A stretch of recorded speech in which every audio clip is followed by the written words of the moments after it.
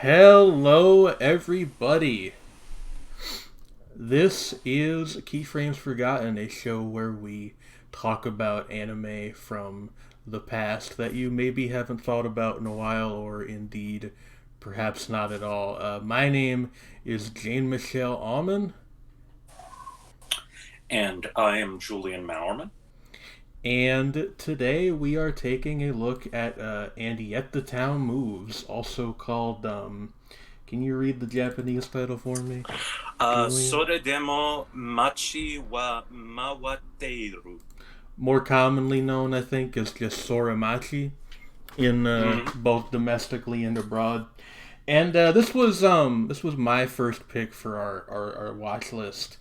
And the reason I wanted to get into this one is just that well, there's two things, right? Because it's one of those shows where uh it was popular for a while, like sort of popular for a while, and it's just not anymore. And I always find stuff like that interesting. That's kind of the foundational premise of the series that we're recording.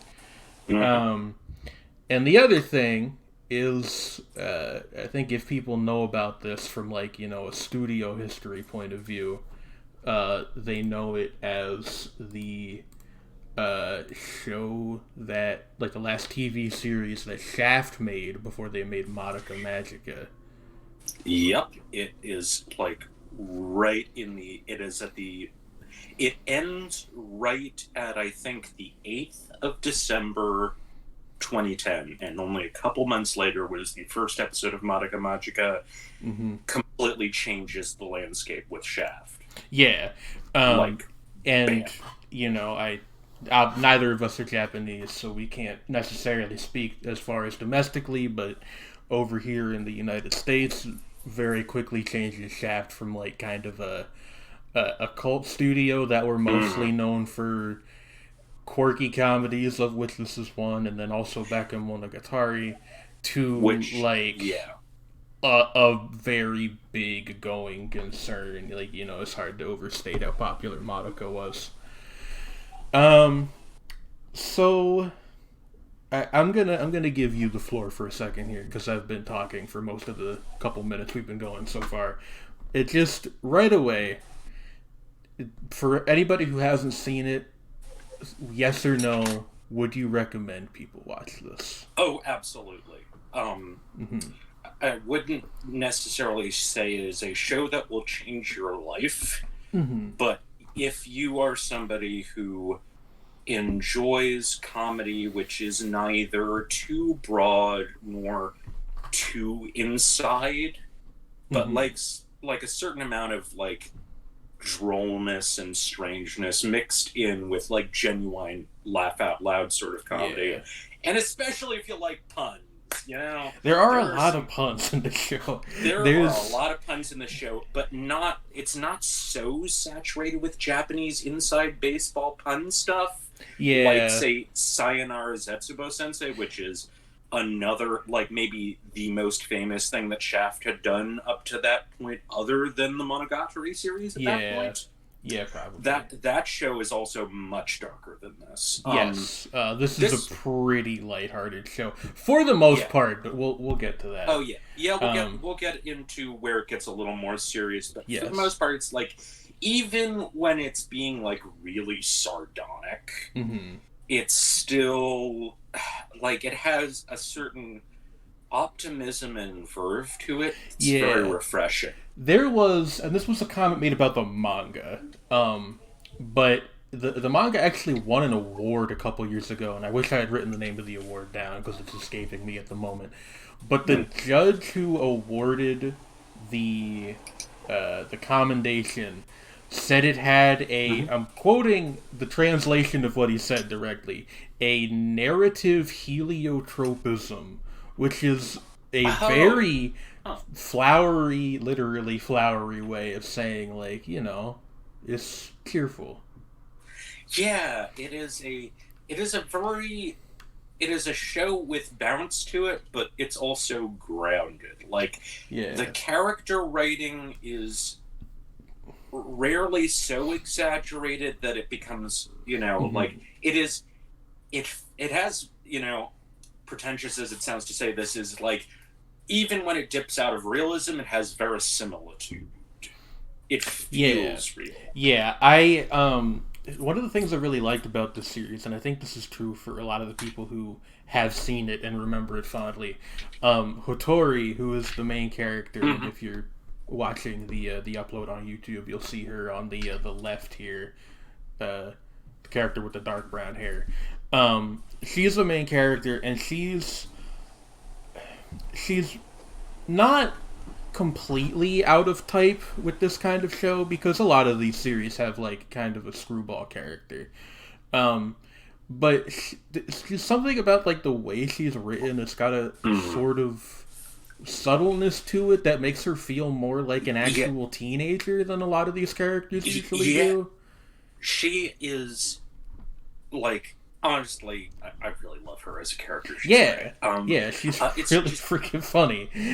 she's for one thing. There's the whole thing of you initially think, and she does kind of fill the is the bokeh role, in the bokeh tsukome kind of thing with The dumb one, uh yeah, I always get yeah, them mixed up too. But with yeah, Tatsuno, who is the one with the lighter brown hair and the glasses, hmm a little bit, but at the same time, she is not actually stupid. It is rather that she, how would one put it? It's like somebody actually compared her to Osaka from Azumanga Daioh. Is that her cleverness is hmm. not in areas that are immediately obvious, I and don't think that's a bad comparison. Hotori is a lot more hyper than Osaka oh yeah, is, so it's yeah. not one that you'd immediately make, but I do see it. It's like she's the thing is mainly, and you see this with her interactions with her math teacher, Moriaki, Yeah. is that if she doesn't care about a thing, it doesn't exist to her. Yeah, this is a thing, by the way, this is the first episode of our show. I'm just going to warn everybody listening, probably going to do a lot over the course of the series. Uh, Me diagnosing a character with a neurodivergence, but she seems very ADHD to me. Oh yes. Just like Oh boy. Yeah, just like she's doesn't yeah. really she has a hyperfixation too, which comes up several times throughout the Oh course of yeah. the series. She's She she yeah. wants to write detective fiction or Yeah. outright be a detective Yes. She by is a whole yeah. thing about mystery novels. Oh yeah, and like that becomes actually important in the last couple of episodes, It does. in like, and also in, but even earlier on, like there's the whole thing with, there is a wonderful episode where they're fairly early on where there the her teacher brings her a set of paintings, Oh and yeah. Okay. Yeah. No, I the know what the segment you're yeah referring the to. and like, was it his grandfather, I believe, was a profligate gambler, this painter, but he painted himself, six of himself each time, with different numbers of eyes Yes. in perfectly square aspect. Yes. And ultimately, Hotori is, of all the, logically minded people around her, she's the only one who gets it. Like, Yes. she figures it out actually surprisingly quickly. And it's just like, What is the resolution of that? It's that it's like it's it's a like a die. dice. Yeah, it's a dice. It's a die, and each side is Is his a face. pip? Yeah. Yeah, it's like, and it was like, and and she of course assembles it, and then that proceeds to deeply unsettle everyone in the cafe. We should It's mention, the okay, cafe actually is really important. Yeah, we kind of put the cart before the how did we horse. not mention this? It's like, so It yeah, does. The Hotori, series does take place in what is nominally a maid cafe, but real seaside cafe. but really, it's like Uki, who she is The old woman in the the background old there. woman who owns the cafe, Yeah. right? Basically, is like, I have seen like very little business from anybody but the people who literally work in the market down the street. Mm-hmm. So I'm gonna try any damn thing to get people to work here, not work here, to get food here, Patronize. patronize the thing. Although work here too, she does wrangle people into that. Um, that's like the first couple episodes is like how she gets Tatsuno to work there. Yes. Tatsuno straight up just volunteers because they're not being made like enough. Yes, which is very good. Yeah, she's an interesting character there. So one of the only people who patronizes the cafe is Sanada. Yeah. Well, before we talk about Okay. Sonata, just to finish explaining the cafe, Okay. I say Sure. nominally a maid cafe because, as Tatsuno's motivation alludes to, they don't really do very much that's maid cafe esque. Like they've got the uniforms, but the food is not very good, and none of them do like the hello master bit or any of that. Hotori does at one point try to make saying "thank you very maid" when the customers leave catch on, and it kind of doesn't. But and also, there's the whole bit. You don't even serve tea. We serve coffee. Yes, they serve coffee instead of tea. It's just it's one of those like weird little ramshackle businesses that you do find in like large and mid-sized cities all over the world. They're one of the handful of professional reviews I found was on ANN by Erin Finnegan, I believe, and her comment was that it reminded her of a lot of like those little, restaurants and diners she would wind up at by train stations in Japan. Like it is a very lived in, real kind of place. That is, it's such a specific thing, and the show nails it really well. Yeah. And I mean, we could talk about that too, about how like this is a cliche that people say all the time about everything, but how like the environment is kind of a character also. But before we do that, you should finish your thought on the token boy of the cast. So Hiroyuki Sanada, he is the male classmate, and he's mostly fairly normal, and he has a hopeless crush on Hotori who does not notice. And deeply hopeless crush. Yeah, like a deeply hopeless one. And Tatsuno, or Tatsun, has an equally hopeless crush on him, but is too fucking awkward to, like, even come close to doing anything that will make him notice. Yeah, it's not a huge part of the show's plot. No. But I wouldn't even really, like, it is literally a love triangle, but usually that term implies, like... Oh, yeah.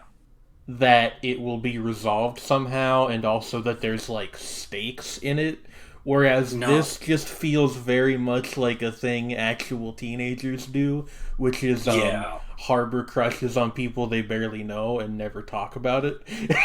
Yeah, and it's like, the thing is that, like, they do kind of, like, the funny thing is they do kind of, like, actually know each other and are relatively friendly. It's just that it's, like, everyone is too preoccupied with their own teenager bullshit to really say anything. Which is, like, that's one of the things I like about this show. Like, I've come back to it a couple times already. It's just, like, the characters feel a lot more like teenagers than most. And I don't mean to put other shows down when I say that. It's just, like, usually, like, high school life comedies of this sort, the setting is not that important. It's just kind of a vehicle for stuff to happen.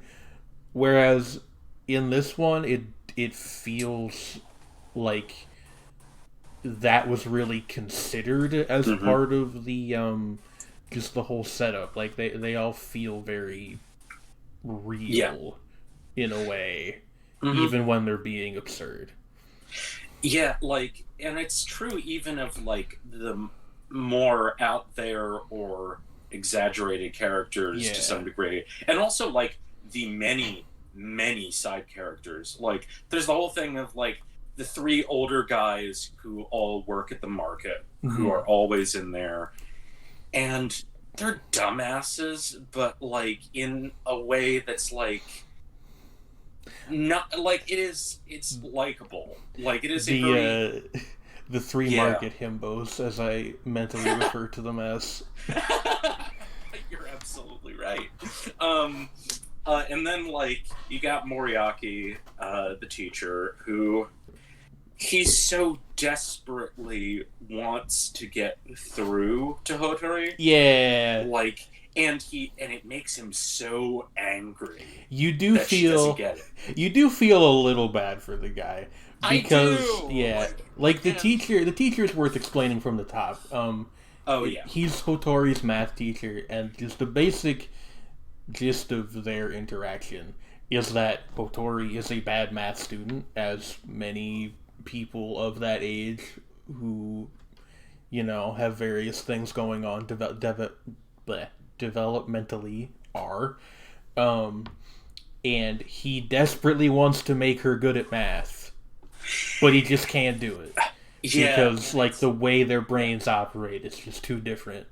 Like, literally opposites. Literally, yes. Both strange people in very different ways, and he doesn't quite understand that until fairly late on. Yeah. When it finally clicks, is his realization, hey, wait a second, and I guess this is sort of spoiling a thing, is he finally explains, it's like, wait, it's like detective work.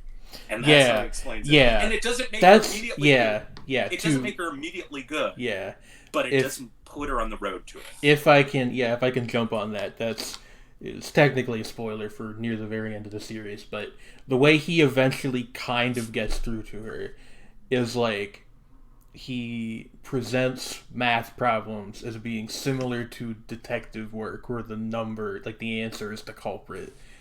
And that, like, I mean, like you said, that it doesn't immediately make her an expert or anything, but it gets her interest enough that she's, like, clearly on the way to getting it more than she did.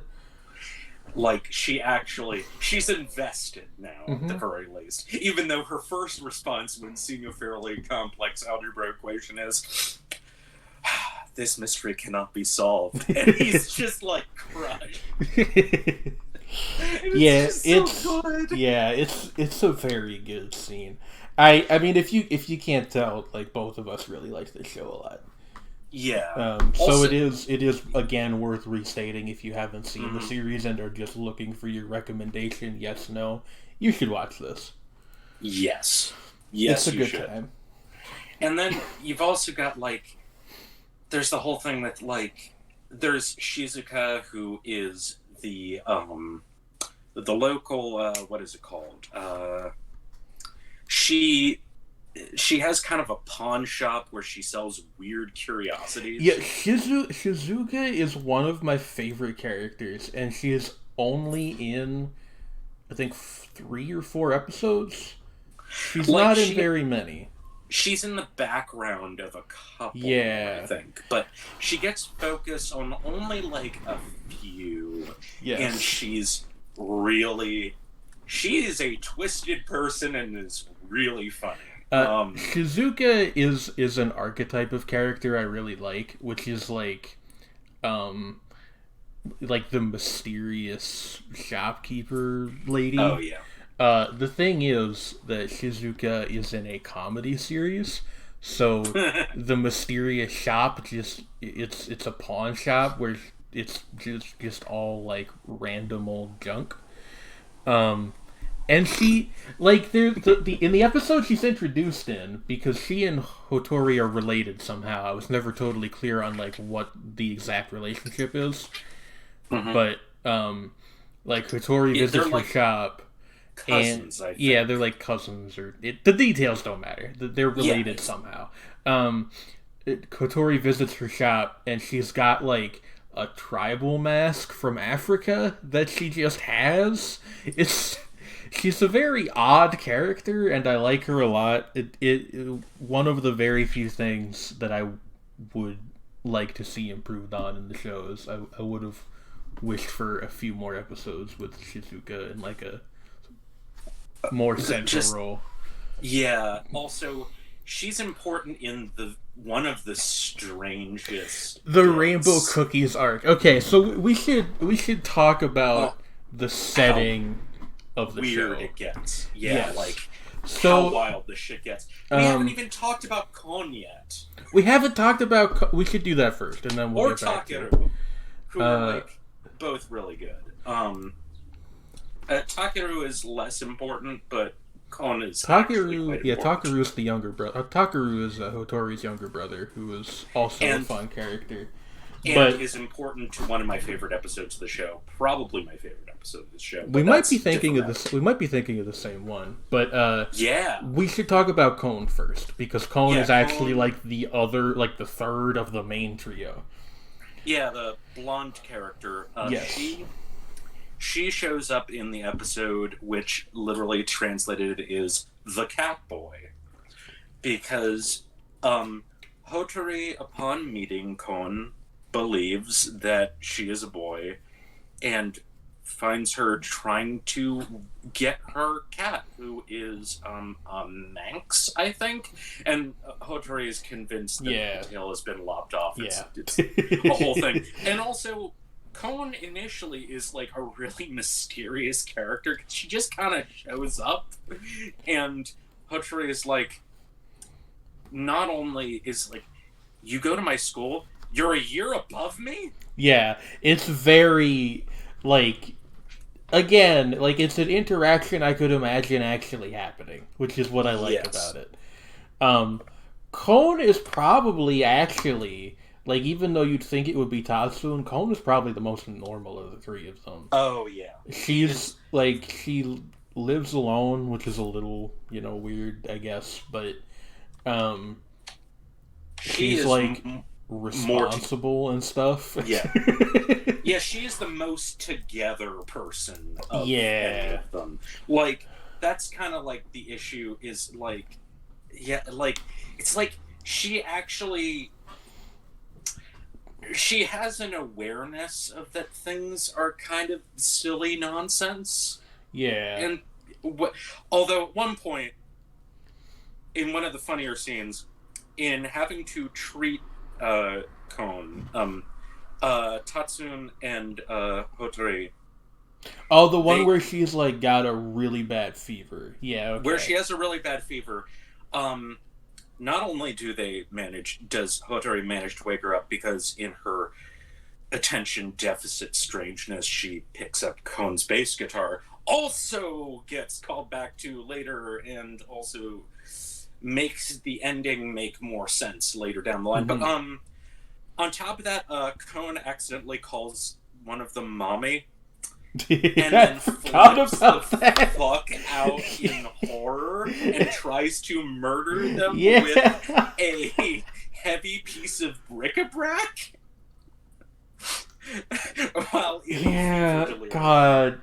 The fever episode. That one's that's one of the best earlier episodes. Yeah, and also ends on a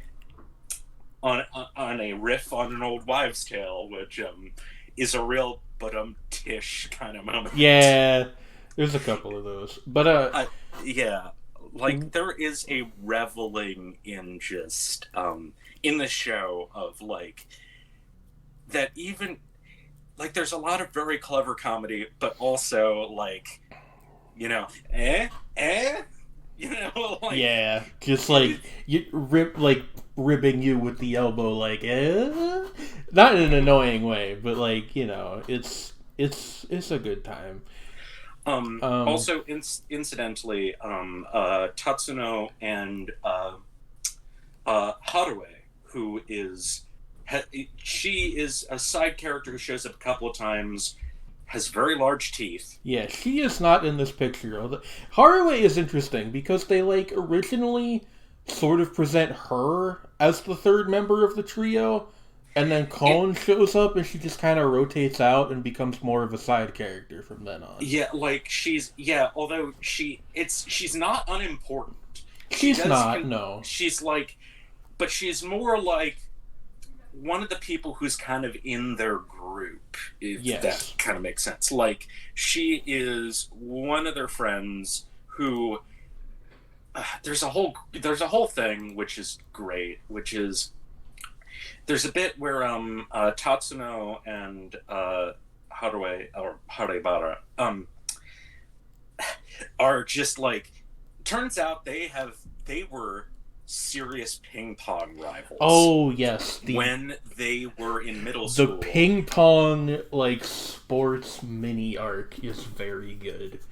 And they like essentially during a match kind of try to murder each other. There's also this other character who I don't think is even given a name, but she just stands by and kind of commentates the whole thing for the benefit of both Hotori and us, the audience. And it's just like a very silly, I guess basically just a parody of like, sports manga. Looking at the thing, is it Nishi? I can't remember. Nishi? That might be correct. Is that? No, that's somebody else. That's somebody else. Yeah, I don't think they do have similar hair. There are a bunch of named and unnamed side characters who are just kind of around. Yeah, like I don't think the ping pong girl even shows up outside of that one scene. But like she just narrates the whole thing, and at one point she gives the two of them these ridiculous nicknames, and I wish I could remember them. One of them is like the Ping Pong Grim Reaper or something. Well, that's referring to Harue's that's the move. Yeah, is the scythe. Yes, the scythe of the Grim Reaper, and it's like, as called by me. it's just very good. It's like there are a few characters here and there who are like very minor characters who are absolute scene stealers. Yeah, like there's also Officer Matsuda, who shows up a bunch of times. The cop, yes. Yeah, it's just such a dweeb. Yeah, that's another aspect of Hotori's character, is that she's kind of like, she's not a delinquent or anything, but she does not respect authority that is not earned. So like, she just kind of flaunts the rules that this cop who makes a habit of patrolling the area sets out, and kind of causes problems for him. And he's just like, and you do see at different points, like, on the one hand, he is trying to do his job, but on the other, he's a little too enthusiastic about it. And he's probably the least sympathetic character. But even by the end, there's like a blink of sympathy. Yeah. Because he's not evil. He's just an asshole. Yeah, I will say, if you're looking for a show that examines the police system, you're not going to find it with the town he's moves. Not even a particularly major character. But one of the comments from that side character I remember, who's describing Ping Pong match, and actually, a pall falls over Tatsuno's face when it comes up, is that it turns out that Kon, back in the middle school days, was the most feared person on the ping pong team. Yeah, which is like, I guess, kind of the second punchline to that whole thing. Is like we didn't even see the one who was like actually at the top of the pyramid. Yeah, and then there's a whole little bit of her walking through a village and people fleeing. It's just really, like, the show is like aware of its own strengths enough that it's not afraid to just be very dumb occasionally, and I think that works to its benefit. We've kind of talked about all the characters, so I want to go back to that thing about the environment kind of, sort of, also being a character. And what I mean by that, this is what people always mean when they say that, is just like, the environment plays a narrative role too. Yeah. And I mean, the series is called And Yet the Town Moves, which actually is significant. Mm-hmm. But what I more mean, and you may have noticed, like if you're listening to this, that we've kind of been talking about episodes from the first half and episodes from the second half as being like distinct in a way. Yeah. And what Soremachi does, and it's a thing that really have a weakness for in shows like this, I love it every time. It starts out with you have the impression that the world that it takes place in is more or less pretty much exactly like ours. It's mundane, even though it's silly. And then about halfway through the show, it starts introducing elements that are like actually overtly supernatural. And there's also another thing is that even beyond that, the tone begins to pivot to something a little more subtle and almost ambitious. Like, there is specifically the episode I was referring to earlier, and we've both, talked about, when we were watching it, like, how fond of this particular episode we were, is the 7th episode. Is, about a little just past that halfway mark of the series. Is there's a segment, is like, I think the whole thing is just this one continuous segment, is that late one night, hotori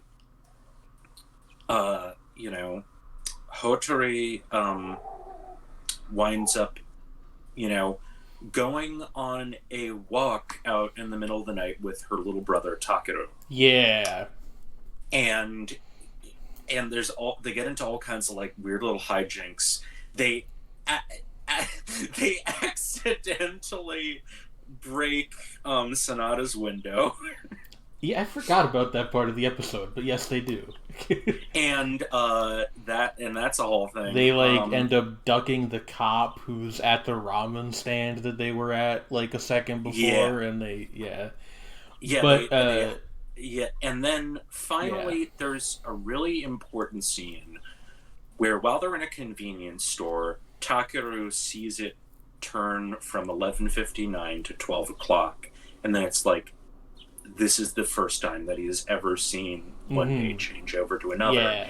And it's like, it's one of the mysteries of the universe, like, where does one day begin and one day end? And it's like, his mind is absolutely blown by this. And he kind of freaks out a little, which it seems silly, and it is. The show plays it mostly for comedy, but there's when you're sincerity to it. When you're that young, that does kind of freak you out a little bit. It's just like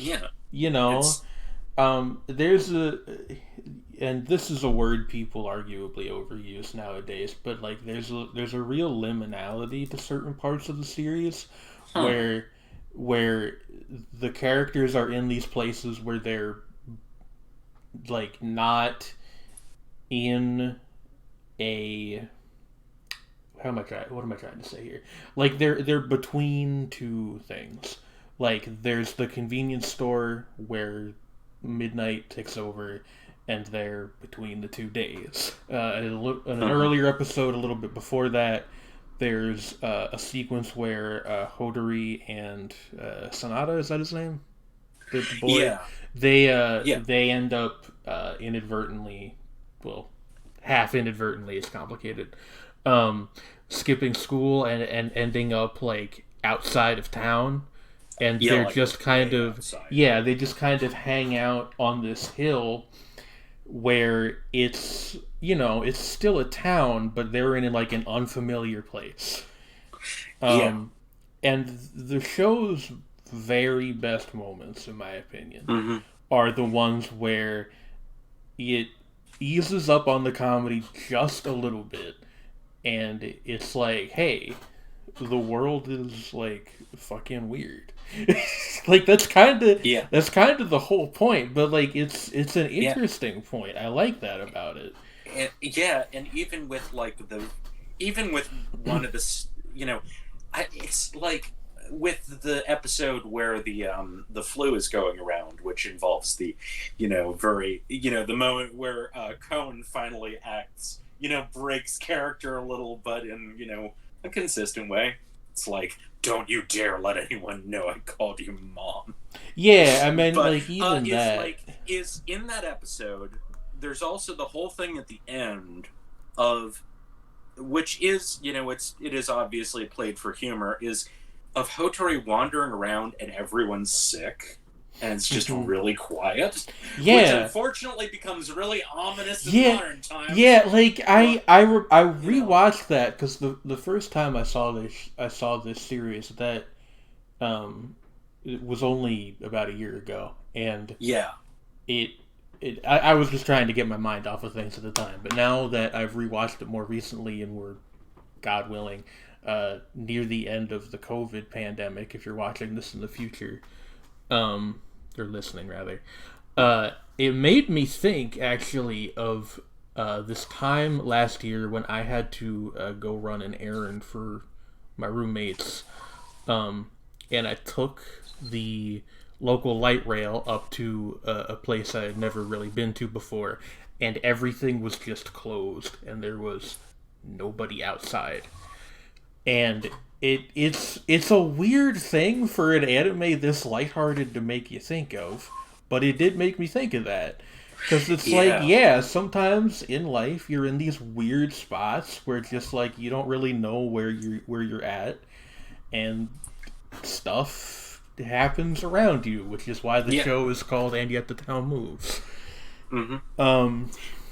And also, like, the stuff, there's a lot of like odd little stuff with just there's also just like a lot of, I don't know how to explain the kind of a vibe that the show that gets really strong in the latter half, even in the very silly bits, like the whole episode focusing on Josephine, their dog, who is almost certainly a tanuki. Yes. And Josephine does interstitial scenes throughout the entire show. You don't realize that she's their pet, the Arashiyama family, Hotori's family's pet. And there's just like, there's a whole episode that's essentially from Josephine's perspective, but also from the family dad's perspective, back and forth. And like him desperately trying to, like, have a quiet, contemplative day, and having this very serious internal monologue, and then he's interrupted by some person saying, and it feels, I said when we were watching it feels like a Rakugo routine, is like this very serious thing, and then all of a sudden, and it's people saying the exact same shit to him over and over again. It's like, oh, there's a typhoon coming, oh, etc., etc. And a woman runs up to him. Yeah. And just basically, like, literally talking about the weather. Just starts literally talking about the weather to him. Loudly. And, it's just like this man's morning tranquility is just shattered into a million pieces by this random person.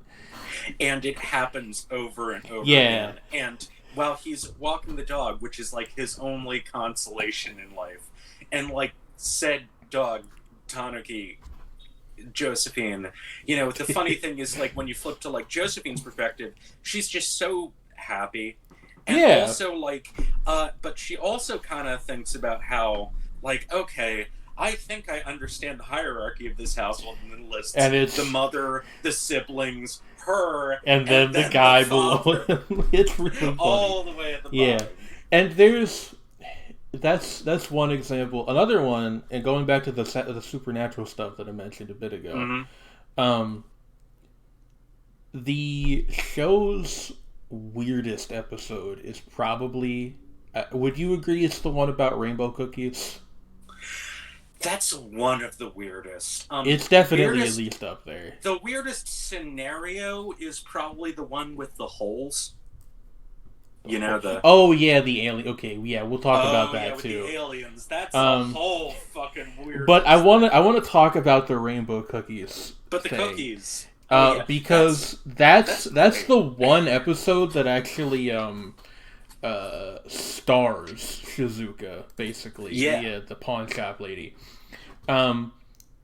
A woman or it's a guy actually. A guy passes this random confectionery wrapped in plastic to her grandmother, and she gives it to Shizuka.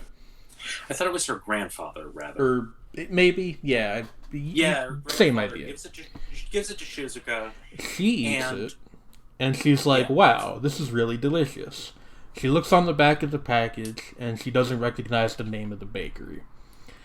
Thus begins, is it fair to call it an odyssey?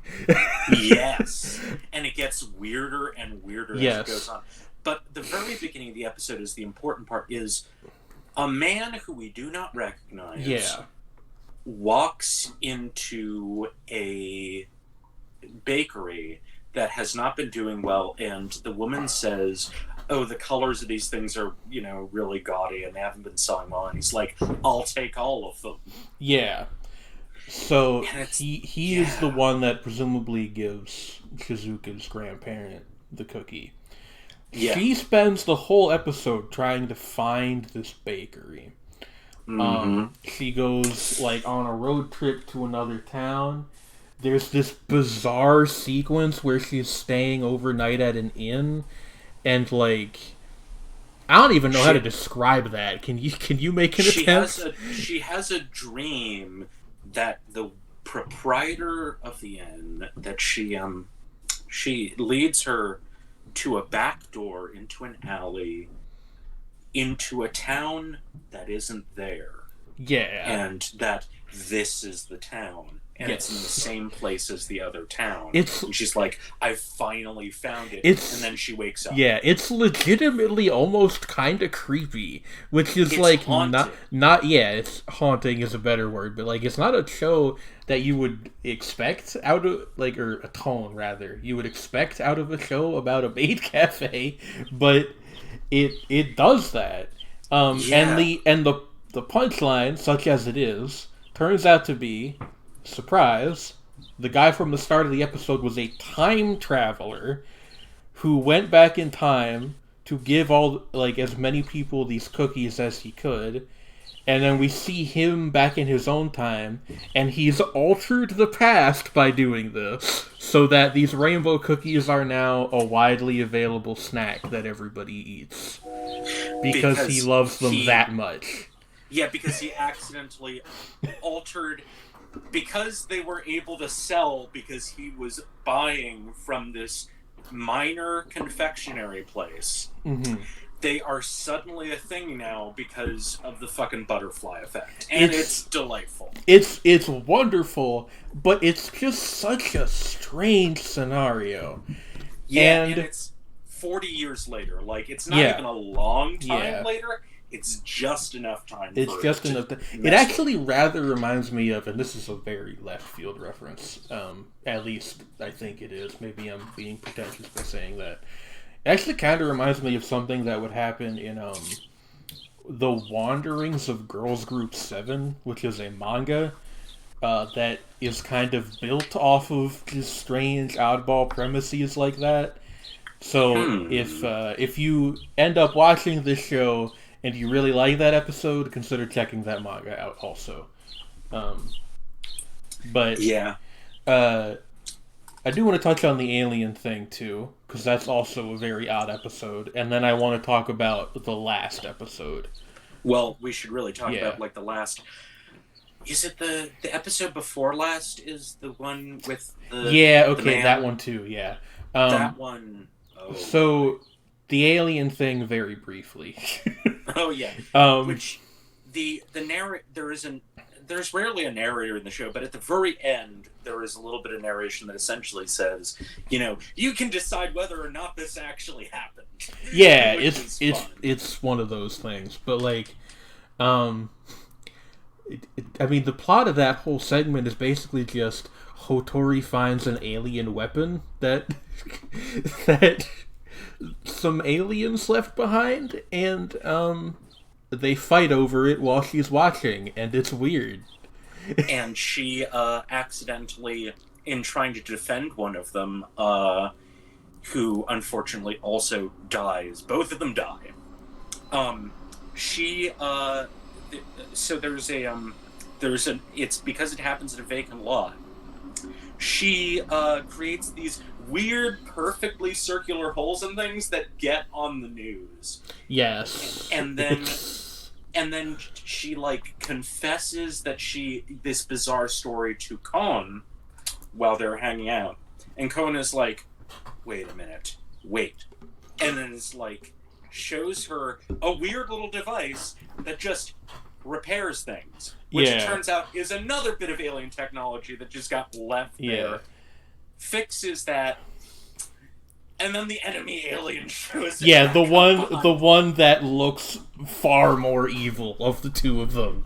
And then that's just the end of that segment because, fuck you. And then it's like it's your decision as to whether or not this actually happened. And it's like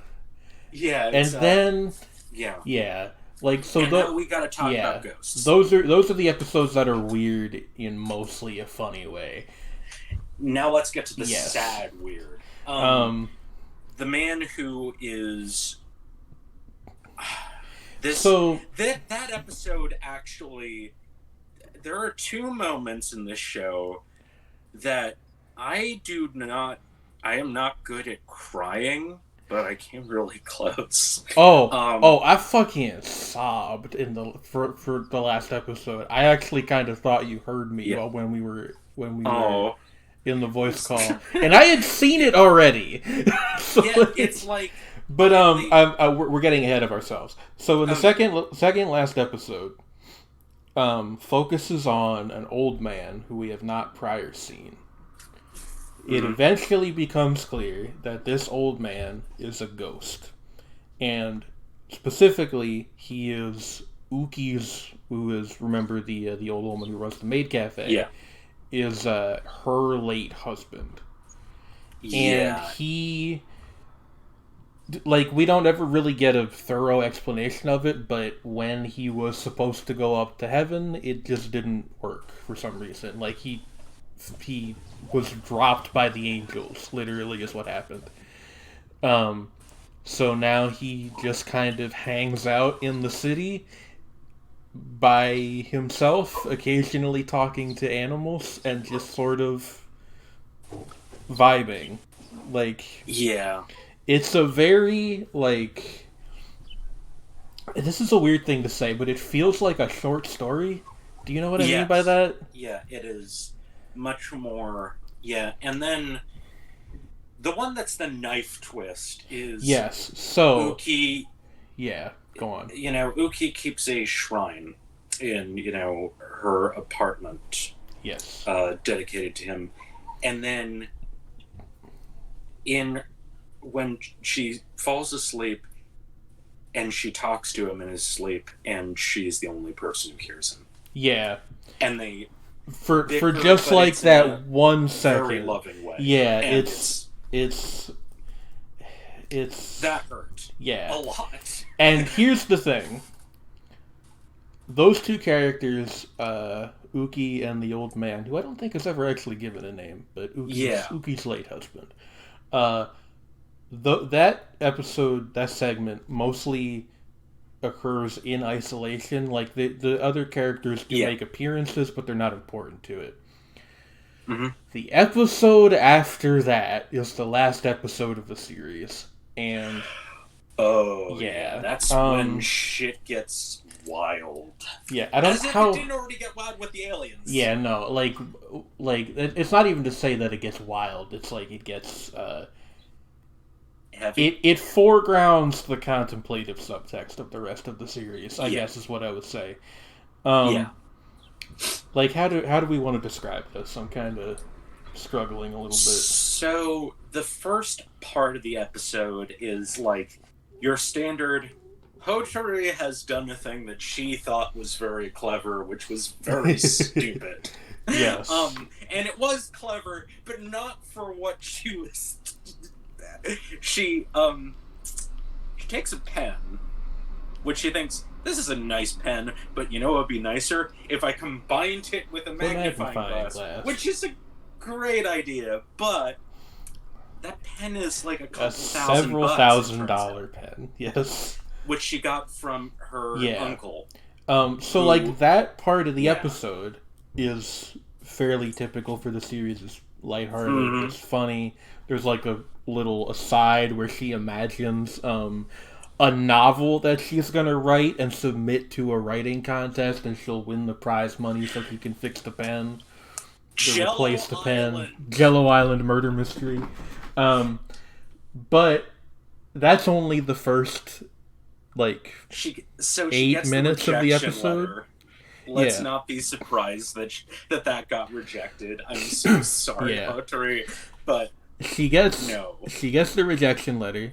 Uh, And is she's like, crying in "Fuck." front of her house and is promptly hit by a truck. Like, Literally. yeah, Like like a literal it's truck. yeah, like we're talking. It's Yes, this was it before the isekai truck became it a thing. was, but like if it's your first time watching the episode, I can definitely imagine somebody just like having panic laughter because like, well, obviously she's not dead. That would be ridiculous. She's standing over her actual body, And then and you, is like, yes, and then it cuts yeah. to the shot of like she is now a ghost standing over her actual, uh, fucking body on the pavement. Um, She got like she got at the and you sort of realize later from some things that at the very least she got very severely yeah, concussed she is like and in a coma. like Um, and borderline brain dead yeah, yeah, concussed.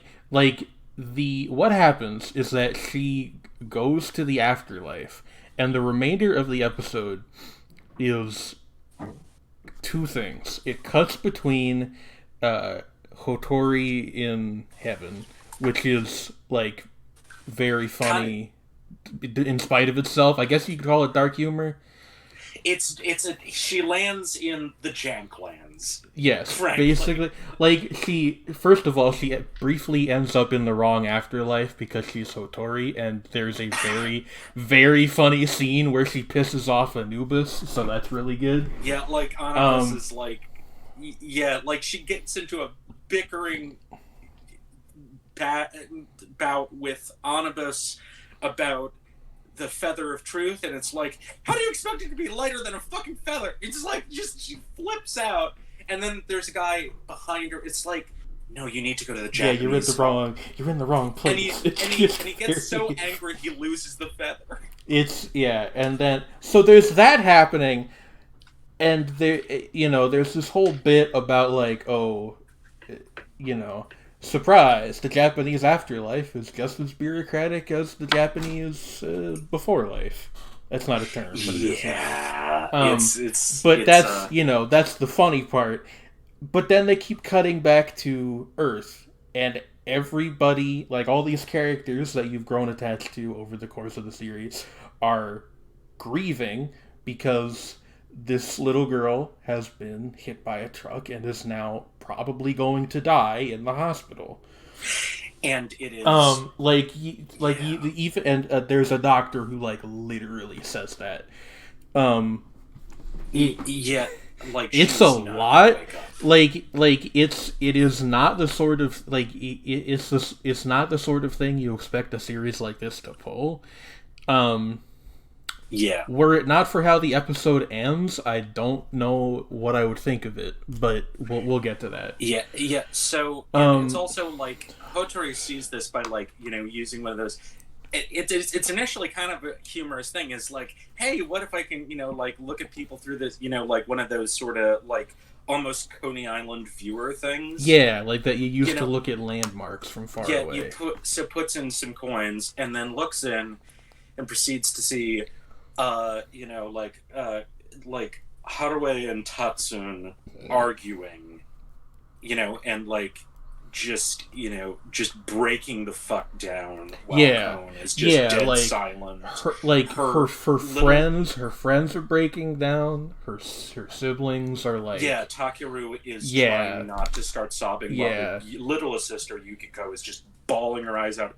Her Uh, parents are negotiating with a surgeon. Yeah, and then her dad like runs to the shrine and pours all his money into the box. Like it's And rough. then, and like, And truly the the roughest is, one that yeah. gets me, and I think you're about to say the same thing, is the math teacher. Oh yeah, like I was gonna start with was saying like initially before that I was gonna say like not the roughest, but it is pretty bad. Is Sanada kicking a swing set and just like Oh furious yeah, at God, yeah, himself for being too much of a coward to say anything to her, yeah, and at the world for she was 16. God damn it! It's just he's so pissed off, and it's yeah. like And then I. like the And then patrons the for the math teacher is the worst. yeah, like the Moriaki yeah, finally giving her a passing grade, and just tears start yeah, hitting the paper, yeah. and it's just It's so like uh, it's the kind of thing where I can imagine the sort of person who would watch this and would be like, well, this show shouldn't be trying to do this. This is trying too hard. And and it like works. intellectually, I get It that, works. but at least for me, while Oh I yeah, was watching it, I'm having to hold back tears just recounting it because yeah, same. I'm It's really that bad. much of a It's sap. really brutal. But it's Even rough. it's Um, even the policeman of all people. Like the thing is that the like Sanada's father is one of the three guys, the three himbos, and they're yeah, in the cafe hassling the cop, furious that he hasn't like jailed the guy who drove the truck, yeah. and he pushes away from them, and you see just a flash of the cop's eye, and of that he looks like just It's dead yeah. inside. It's like Like it's fuck. really and like this whole thing happens in like 16 or so minutes because like I mean Yeah, just that. it's only Yeah, like 2/3 of an episode and an average anime episode isn't that long, so like yeah, it's really impressive. Like and then I have a pet theory and yeah. we're running a little short on time so we can gloss over the production stuff after this a little bit. um but I have a pet theory that they kind of suspected that they wouldn't get to do a second season, Yeah. and they And wanted to like give it a really impactful ending. And the reason it works for me is that Hotori, like against all odds, does actually pull through.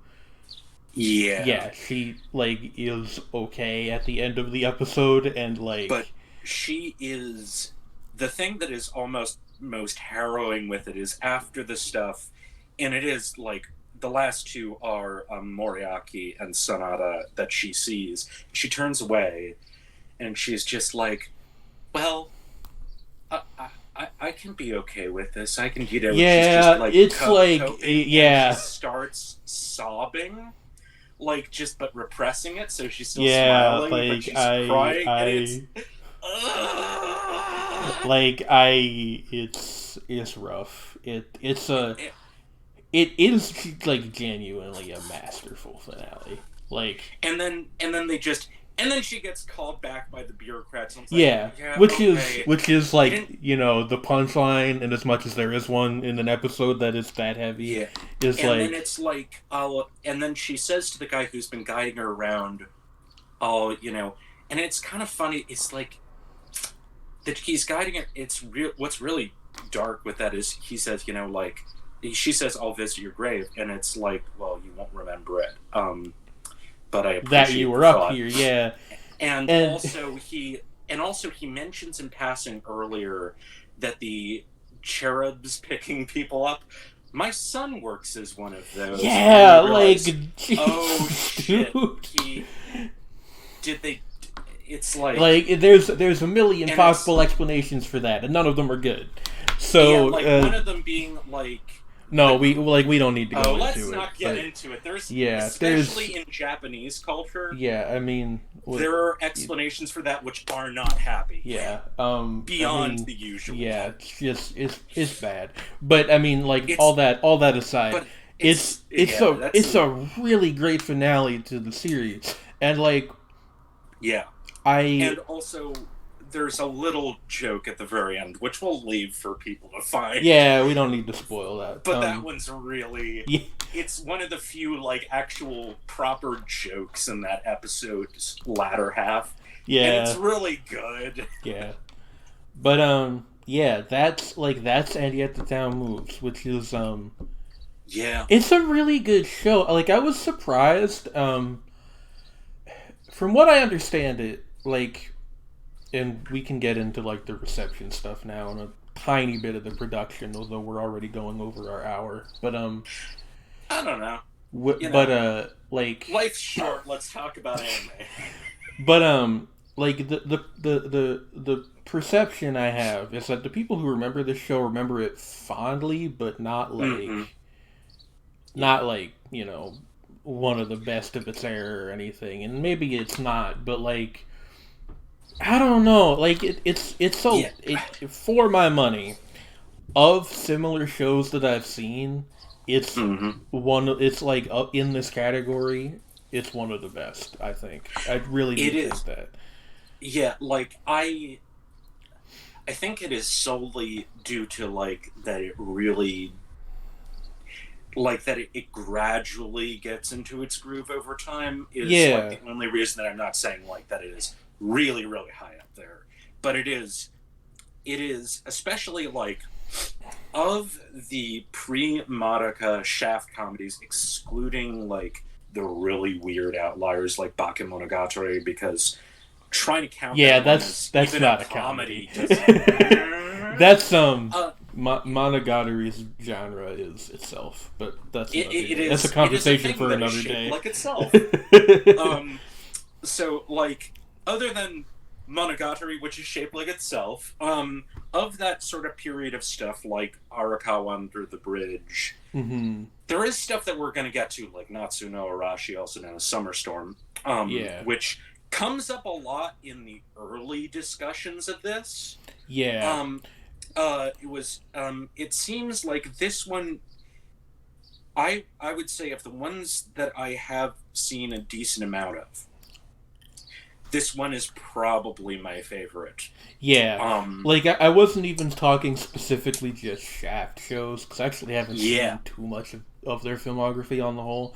But, like, shows with this kind of premise of it's, like, you know, X amount of teenagers in an environment, and it's a comedy. Like, if I compare this to, like, this is a very random comparison, but, like, D-Frag, which came out a few years later, that's a good show, but it just... It doesn't have this whole, like, emotional layer to it. It doesn't have the same legs. Yeah, which is not, like, it's not even really a knock on that series or any other series that I could say that about. It's just, like, it, you know, I really respect that. I think it should be brought up more often, maybe. I don't know. And it's also, like, there's little... Again, it's like there are elements which are subtle to it, which are, you know, neat. It's like, incidentally, there's a thing, like, that I'm not sure about, is that, you know, is that in the episode where it's explained what Hotori's, you know, relationship with Uki is, it is sort of implied with, like, the progression that Uki was assigned male. Kind of, it's ambiguous, but there's like a very brief implication of that, but it is never like made, like, seriously made fun of. Like, it comes up, you know, jokingly in, like, an aside by, like, one of the guys who's known her forever, but it doesn't really, and especially with her relationship with her husband or partner, that's that's completely played seriously. There's none of, it's just a thing. Yeah. Which is, you know, probably how it should be most of the time. But, but it's rare. Yeah. It's surprising. It's like, but to pivot to, like, the reception this thing had at the time, most of what I've seen, especially in the realm of, like, amateur reception, or not amateur, public reception, like forum posts and just people writing on their blogs and things like that. It seems like people liked it, but only to a point. And some of that is explained, I think, by the fact that a lot of this was being written while the show was still airing. True, yeah. But it even yeah, even things that because we courtesy of our friend Murr, friend of the show, we looked through an old Something Awful thread, and I was surprised. Like even in that, nobody really mentioned the ending, except for I think like one person. Like towards the end, you do see, however, people getting more and more on board with it. Yeah, like is kind of a cool thing to watch. Yeah. Is like that people are like, okay, this show is odd and has more going on under the hood than I initially thought. And it is kind of a grower. Like when I first watched it, I think I scored it like an 8, which is high, at least by my standards. With everybody uses numbers a bit differently, but and the second time I saw it, I was like, well, maybe I should consider moving it up one or so. Like it's just. I think you used the word subtle, and I think that's a good one. There's there's a lot going on in it, which is, I don't like to say that it's surprising because like it's not like comedy can't have emotional depth. Yeah, but it's to a degree I don't see that often. Yeah, it is. And it's like even with stuff like that, it is self-aware about that it could be, a little bit corny potentially. Like there is the humor of when the guy dies, of like him saying, like, wow, wow, I even fucked up my last words. Yeah. And he's going up, and it's actually the cherubs coming for a kid who died at the same time as him. That's what it was. Yeah. And it's like he just doesn't get picked up. Shit. It's I'm like just floating here. Yeah. And then he falls. And he's fine because he's a ghost, but he's like, crap. And so he he hangs out in the park and talks to Cone's cat. Yeah, that's like a whole thing. Yes, like Cone's cat specifically can see ghosts, probably, but Josephine doesn't though, and that's kind of also which is also really fun. I think what they were kind of trying to go for is that Josephine and Hotori are similar despite being different species. Yeah, definitely. They are extremely. They are kindred spirits. Like Josephine is, which is funny. Like the one major personality flaw that Hotori has is that she kind of picks on her pet, which is like not a good thing to do. And then she does ultimately feel bad about it, and that's actually kind of like what makes her click with the whole thing with Moriarty, is like her teacher, who she also has a bit of a crush on, but it's like a crush in denial. Yeah. Yeah, and I saw.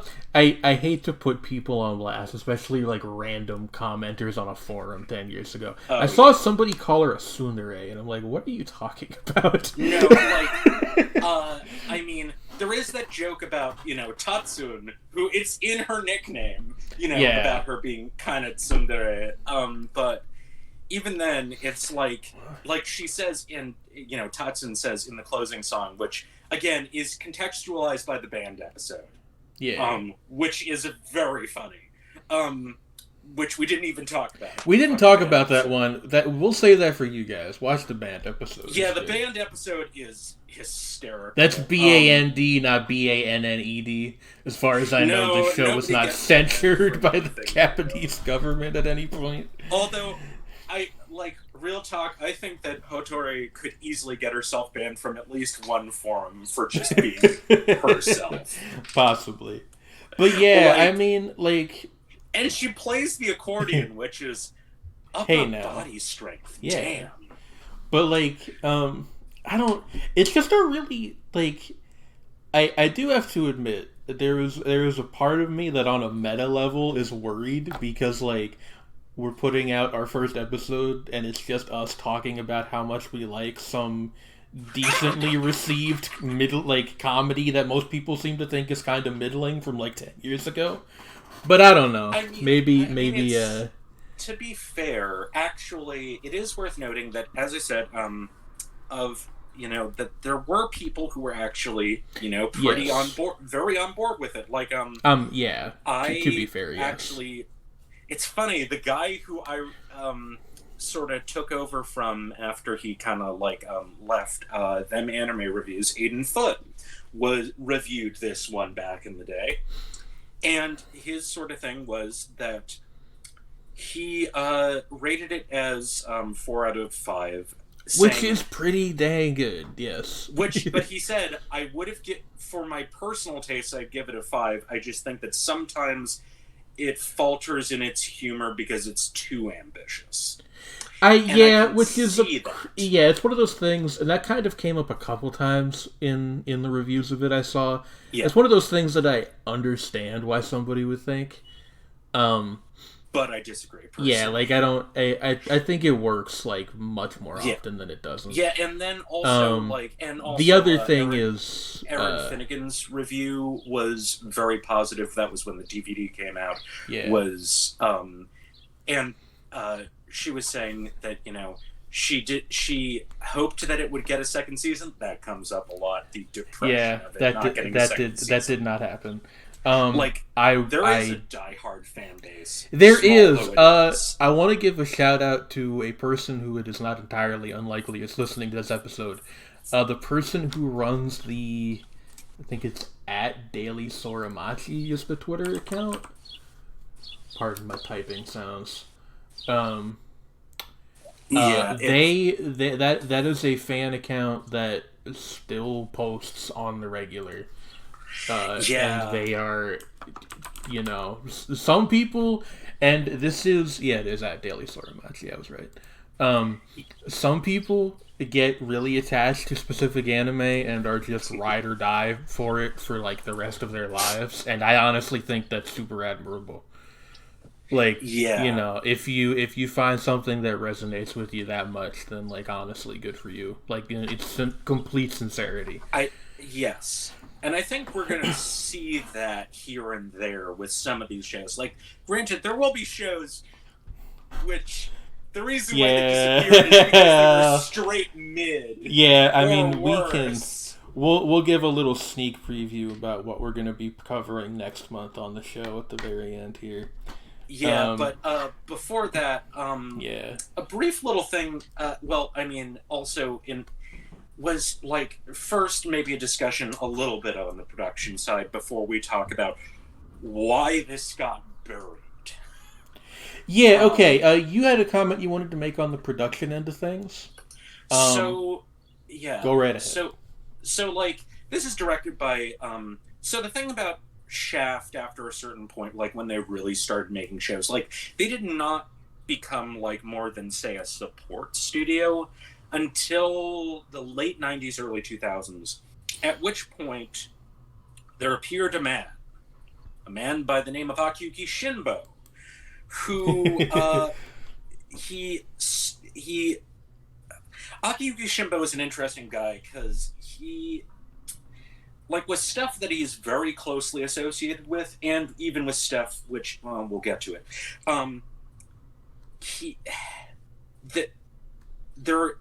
he basically lets the animators who work under him do all kinds of weird shit and has a very distinctive aesthetic regardless of the style or tone of what he's working on. Yeah. Yet he doesn't not see himself as an auteur. Quite the opposite. He sort of sees himself as a workhorse, really, and kind of a guy who's going to organize a production and get things done. Yeah. It's interesting, but go on. But at the same time, he has a really dedicated team who like working with him. He has various proteges who've gone on to do all kinds of shit other places.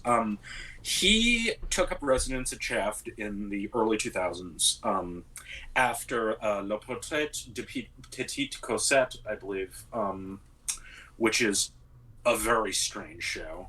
And his first one was Moonface, also very strange. but he he settled into a role as quote unquote chief director, which, so directors in a lot of Japanese animation production are comparatively hands off and are more about, again, production management and being a go-between between the producers and the actual animators and the series composer, who's like basically the showrunner, right? Yeah. And this is especially true when you see weird stuff like someone being the chief director versus the director.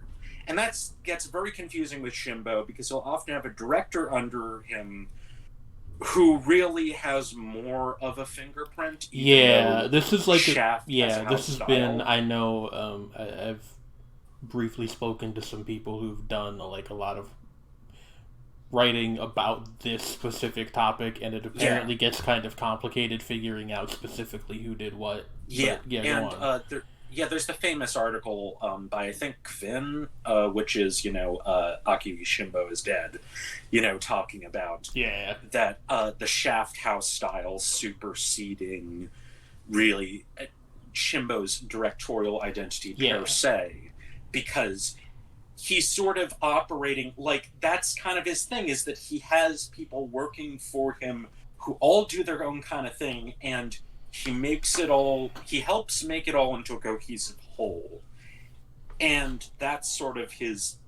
But with this particular show, the interesting thing is there's no other director. He's listed as chief director, but there's no other director listed. There is a series composer, Katsuhiko Takayama, who is mainly known for being like a script guy, really. He's worked on a bunch of different things. Some of them good, some of them real bad, like famously bad. But he's mainly more like known for his script work on comedy series. I'm interrupting you a slight bit here. You did have like a specific comment you wanted to make, right? Oh yeah. I was sorry to rush you along. It's just we're getting over time. Okay. Well, yeah, fair enough. So like the thing with that, regardless, is you kind of see, and you also see it like if you look at the Sakagaboro things, Sakagaboro, sorry, different word, is that you actually see Shimbo contributing fairly directly to, like sort of stuff involving the storyboarding and being a little more hands-on in this one. You also see a ton of staff who would work on stuff in the Monogatari series, especially. Like Naoki Tatsuya has done some work there. Tomoyuki Itamura, who literally was like the primary director for Nisei Monogatari, and is the director of episode 7, the one with Takaru and Hotori going on their adventure. Part of me, and you can see it. Yeah, part of me wonders almost if and I don't mean this in a disparaging way, because like anime studios are complicated entities and often work on many things at once. I almost wonder if, in some respects, some of the people that were assigned to this it was sort of seen as like kind of a like practice almost for the somewhat more ambitious stuff that they were doing around the same time. Possibly. Like that's literally just conjecture. I have no evidence for that, but it's just I kind of wonder. One of the it is worth noting that Tatsuya later went on to direct Kofuku Graffiti. I've heard of that one, yeah. And he did a fair. She. I am not sure, but going by the name,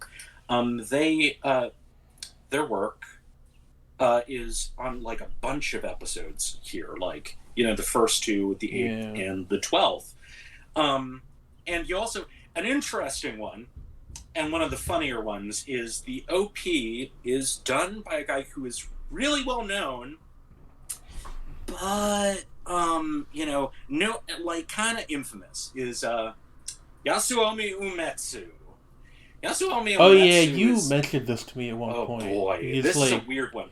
Yeah. So the guy, Yasuomi Umetsu, is an excellent animator.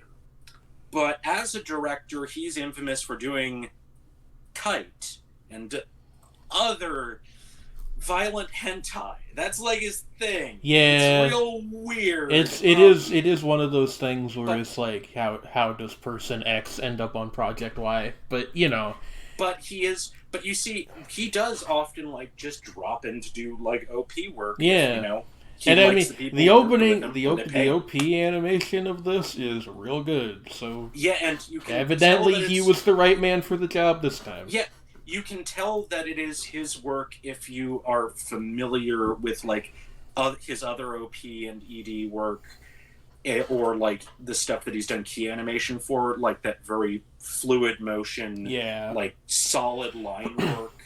Everything is very strongly defined, moves really nicely. Mm-hmm. Oh god, there was another thing that popped in my head. Oh yeah, there's also a bunch of cuts in here, if you go poking around, by other people who have worked consistently on some of like the subtler stuff in Monogatari. Particularly Genichiro Abe is the guy who did most of the work on the ping pong scene. Mm-hmm. And it's like, and you see like a ton of like little cuts, and it makes, you know, in Monogatari, and it kind of makes sense that they would choose a guy who's like more about relatively subtle but like dynamic work for something that's like the most gonzo part of a very understated show. Gonzo with a lowercase g. Gonzo with a lowercase g. We will eventually get to Gonzo Probably, with a capital yeah. G. Like, we're gonna have to. They've had point. some interesting shows. Some of those were actually really good. So I just want to go on to the other question that you posed, which is like, why has this? It not as much as some of the other stuff we're going to eventually cover on this series, but why has this kind of vanished from the popular conscious? I have kind of a pretty simple pet theory, but I want to hear what you think first. Well, I think I know what you're going to say, which is quite simply, it came like, what? Like weeks, months before Monica? Yeah, like, it's one of those things because, like, I think the average anime viewer cares more about studio and directors and stuff like that now than they have, at least in North America, than they ever have. But that doesn't mean people didn't care about it 10 years ago. Yeah. And I really think, like, there's this old joke in, like, music journalism of, like, you know, there were all these good bands that were getting their start in, like, 1990, and the reason nobody remembers them is because Nirvana happened. And I'm not necessarily comparing Nirvana to Madoka Magica, but, like, in terms of just totally, like, sweeping the board and just sort of redefining what the medium meant in a specific place, I think that you can make a comparison. Like, somebody, I think it was somebody who writes for Anime News Network, I wish I could remember specifically who, was like Madoka Magica was basically a hurricane in terms of, like, specifically the North American anime fandom. Because it was one of the first, like, really big shows that was available on streaming. It was hugely popular, and I think that it ended up that Shaft became sort of seen as the Madoka studio, and to a slightly lesser extent, the Bakemonogatari studio. Yeah, like which was before this, but like Monogatari has had a very strange half-life in North America. Yeah, like the thing about Monogatari is it is a very hard sell. That like too. If you very, very, very hard sell. The thing about Monogatari is that its fans are ride or die, and they are a big enough contingent that they're very noticeable. Yeah. But they are also a small enough contingent that they don't, like, it's a cult. It really is. I say that as a I fucking love Monogatari. You like... And yes, you do. I adore the Monogatari franchise. It's a cult. But, like, I get what you mean. Yeah. Like, it's a series that, despite the fact that it has a very strong core following, Madoka Magica just is a much broader appeal.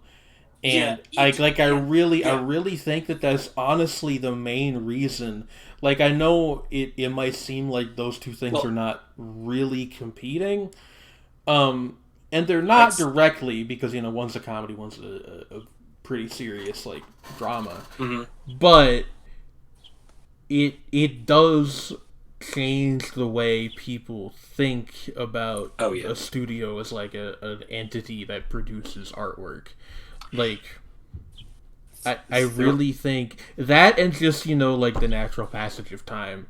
Like, the show is really good, but is it so good that it was gonna be remembered as a classic? Probably not. I mean, that is a status that very, very few shows ever get, and even fewer of them hang on to. So, the thing is, I am going to also say, like, two different points. One is that in terms of shows, it was sandwiched between Monogatari, which is a monolith, but in a very culty way, and Madoka, which is a monolith in a much broader cultural sense, and does seem to have, like, a pretty strong foothold in Japan.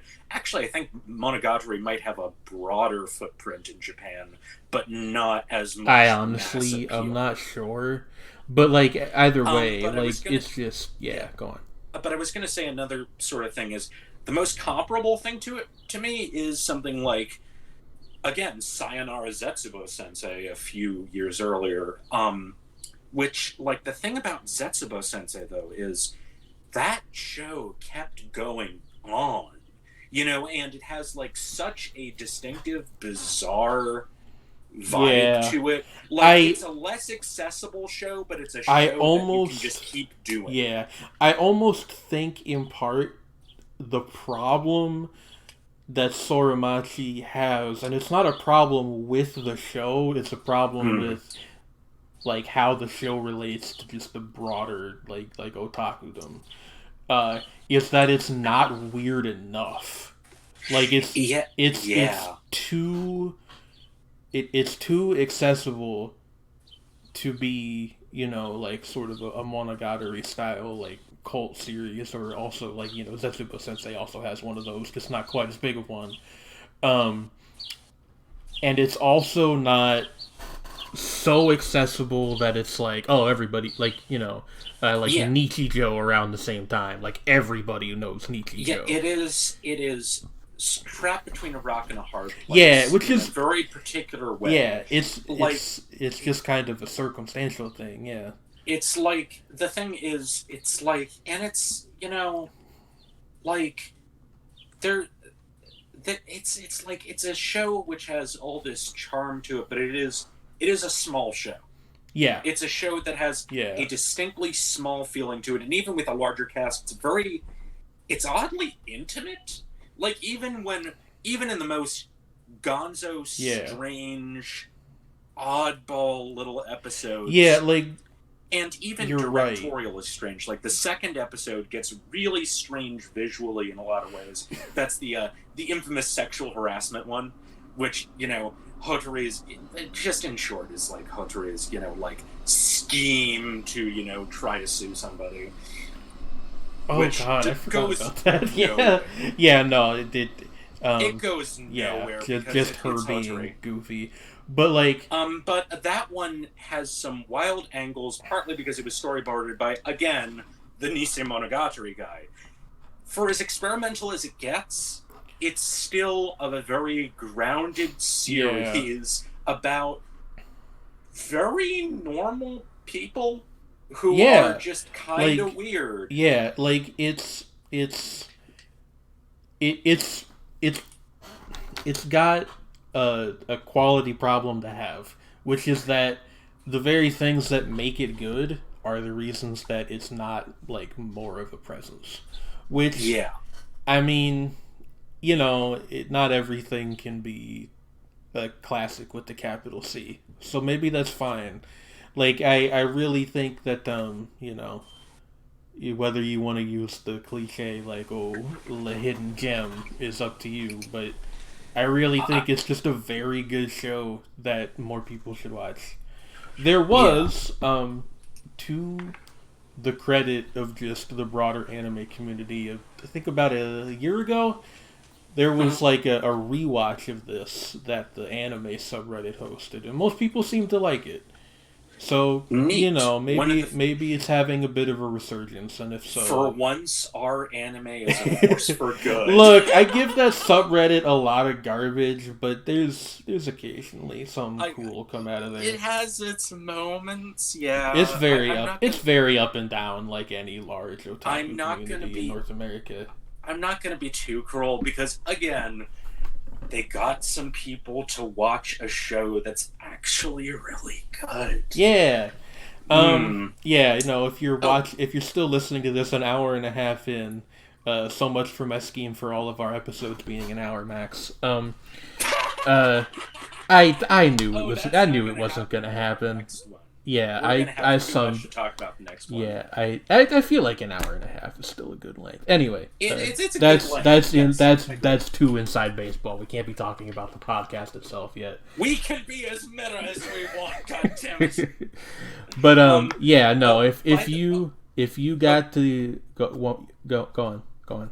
Oh, by the way, if you are just. I am not a voice actor nerd. I just wanted to just throw this in here, is that this does come up a few times, is like that, some people, anybody who thinks that Chiaki Omigawa's performance as Hotori is annoying is a jerk, and I don't like them. Yeah, I saw that a couple times. But also, it was also another point, if you like a performance that is it is kind of obnoxious but entirely endearing and feels very real. Her performance as Hotori is fantastic. It's a great performance, actually. Also, I didn't even bring that up because that was one of the things I saw in those threads that I most strongly disagreed with. Oh yeah, but go on. And also, Aoi Yuki, who is a fan favorite, is plays Tatsuno, Toshiko Tatsuno, or Tatsune, and she is actually very good, but it's a subtler performance. So, from her, even though the character can be very bombastic at points, so just I don't know why we're talking about this at the end, but sure, why not? Because we forgot to talk about it earlier, but it's fine. I think it's also just because there aren't any bad voice performances in this. It's very solid top to bottom. Yeah. And it's and again, with the exception is that Chiaki Omigawa as Hotori is fucking perfect. Yeah. But and anyway, I do agree with some of the reviews saying that with some of the puns that a dub would help, but you'd need somebody who's that good. Yeah, and that's hard to find. Yeah, this never got a dub, which I understand, but it is a shame. Sentai released it in 2012 without a dub, but apparently there are people who debate which subtitle version, whether certain fan subs, some people, it depends. It's one of those things. I've seen it, you can't go wrong. And to put a pin in it, if you got through all this and you want a final word, go watch the show. It's very good. Just go watch it. It's just good. Do it. Also the mangaka has a new manga, and apparently that's good. The mangaka's new manga, I've only read a little bit of it. I'm going to look up the name of it because I've forgotten it. The mangaka is Masakazu Ishiguro, who also fun thing about the character designs. If you thought, oh hey, that kind of rounded look is it's this weird blend of 2000s, 2010s, and very 80s. Yeah. It's because he is a diehard Akira fan. Yeah, that's one of those things his new manga is called Heavenly Delusion, and apparently it's quite good. Yeah, I've only read a little bit of that, but it's really good, really interesting. Nothing at all like And Yet the Town Moves, yeah. but yeah, very like, good in its own right. I won't spoil any of that for you, though. We've talked too much as it is. Oh yeah, he also did a another like a sort of gag manga about a cat who really wants to have street cred as an alley cat, but is actually basically the pet of a young woman who basically could be Cone. Yeah, From... I love warrior cats. Oh god, if people have been following us through other venues, they know why that's funny. Look, warrior cats is just funny on its own. Anyway, it is, but we've real heads know. Thank you. We've probably gone on too long about this, but that's okay. Oh, that's all right. Oh, so yeah, that's And Yet the Town Moves. Yep. Julian, would you? I think I can give a little preview of what we're covering next month. Oh boy. Next month we are going to be covering I believe, the only original TV series that the director of Yu-Gi-Oh! Ever directed. So look forward to that. That was okay. Just so you know, full disclosure. Can I say? Am I allowed to say the name of it? Yeah, am I allowed? Go ahead. Okay, we're gonna watch Speed Grapher. We were supposed to watch Speed Grapher as the first episode show for this, but it's so much that we decided to watch something good. Simpler. Okay, well. Well, simpler, but also good. Okay, Speed Grapher is very entertaining. Look, we can get into that next month. Not on purpose. We don't need to talk about that right now. Mostly. Anyway, yeah, yes. We will have a lot to talk about. Yes. And also, it's twice as long as this show, so that'll be fun. Oh God. Anyway, I have no money and I need booze. Fuck. Anyway, I don't even make those sort of jokes, and I'm making it for Speed Grapher. And Yet the Town Moves. Stream it on High Dive or Verve, or get it wherever anime is sold, or taken freely off the backs of moving cargo trains. We will see you next month. Fucking Blu-ray. Or buy the Blu-ray. People don't do that anymore. You should buy the Blu-ray. Yeah. We will see you. What month comes after May? June. We'll see you in June. Goodbye, everybody. Bye.